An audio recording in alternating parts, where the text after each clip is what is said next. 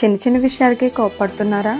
కోపంలో ఉన్న మాటల వల్ల బంధాలను కోల్పోతున్నారా?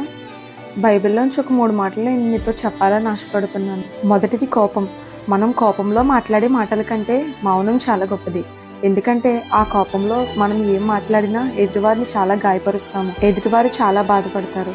యాకోబు 1:19 ఎలా ఉంటుంది కదండి, మనము మాట్లాడేటప్పుడు నిదానించి మాట్లాడాలని, కోపములో నిదానించి ఉండాలని, నరుని కోపము దేవుని నీతిని నెరవేర్చదని దేవుడు సెలవిస్తున్నాడు.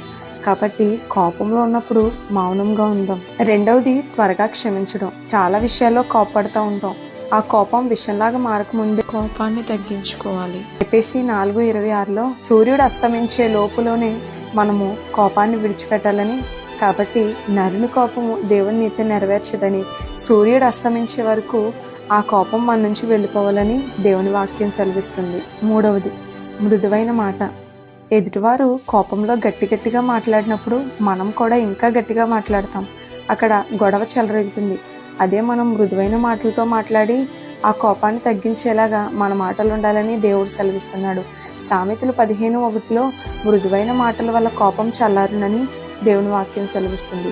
కాబట్టి ఇప్పటికైనా కోపంతో మీ జీవితాన్ని పాడు చేసుకోకండి.